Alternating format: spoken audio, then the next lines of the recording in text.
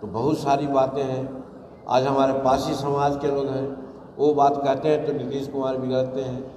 आज शराबबंदी कानून है, शराबबंदी कानून का समीक्षा हम करने के लिए कहते हैं, किए तो, लेकिन हुआ यही क्या कि हाँ शराब पीते जाएंगे तो पकड़ेंगे नहीं, लेकिन उन पर इतना लगा देंगे टैक्स, इतना उसको दंड देंगे कि उतना पैसा देवे नहीं करेगा, वो चल जाएगा, जेल में चल जाएगा।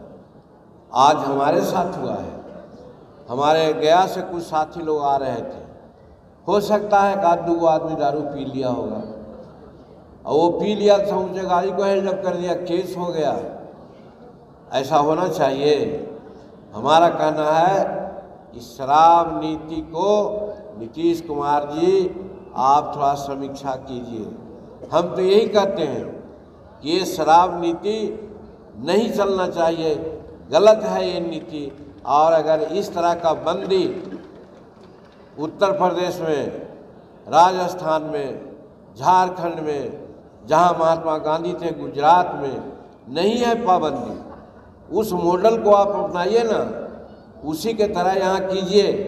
सरकार को आमदनी भी होगी और जो पीना चाहते हैं वो पिएंगे भी हिसाब से और काम होता रहेगा।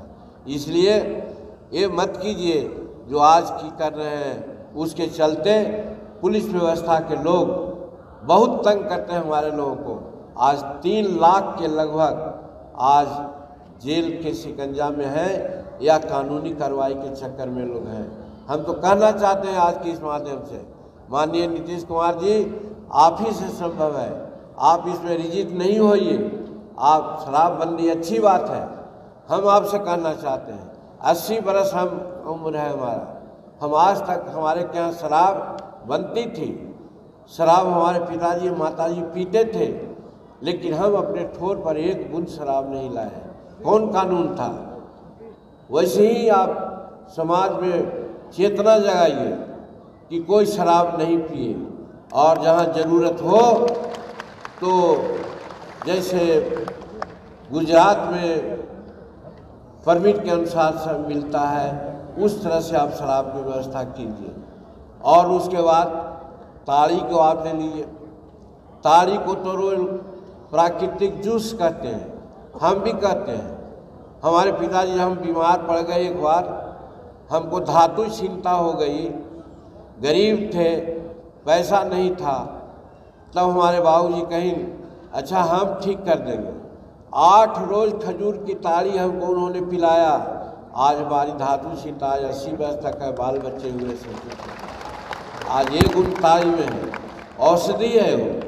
आज उसको काहे बंद करा दिए हैं? लाखों लाख उसमें लगे हुए हैं, रोजगार भी देते हैं लोग। तो इस तरह से रिजिड मत होइए।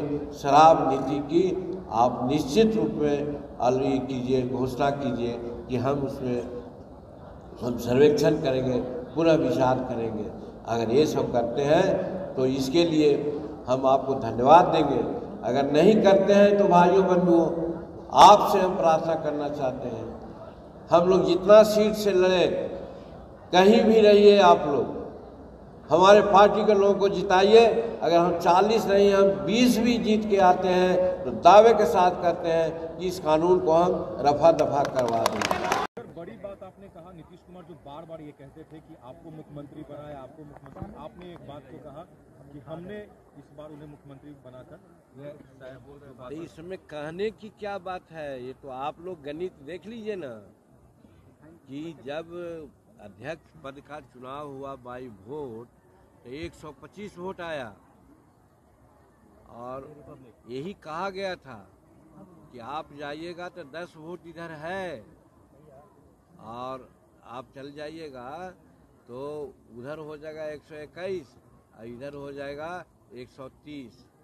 तो हम नहीं गए तो 125 रहा, और फिर जब नो कॉन्फिडेंस मोशन पर बात आई तो वही 10-5 को आ गए तो 130 हो गया, 130 हो गया। आपने मुख्यमंत्री पद भी छोड़ दिया, राजद की तरफ से मिला हुआ ऑफर, और यही बात तो सही थी, ऑफर तो सही थी कि आप आ जाइए, वो 10 को हम रखे हुए हैं, आपको मुख्यमंत्री बनावेंगे। हम कहा कि हम नरेंद्र मोदी जी को वादा किया है और नीतीश कुमार को वादा किया है कि हम आपके साथ रहेंगे, साथ रहेंगे। अब सर बात बराबर हो गई सर, जो बात बराबर नहीं बल्कि ज़्यादा हो गई, ज़्यादा हो गई। उन्होंने तो अपने मन से बनाया था, अपने स्वभाव से बनाया था, उनके साथ वो ये नहीं थे। कोई गड़बड़ नहीं होता, किसी दूसरे को ही बना देते। और यहाँ पर अगर हम इधर उधर हो जाते तो फिर मामला साफ था। उस समय मजबूरी थी सर, आपने तो अपना बलिदान दिया क्या? सब कुछ किया। चलिए और दूसरी बात बोलिए।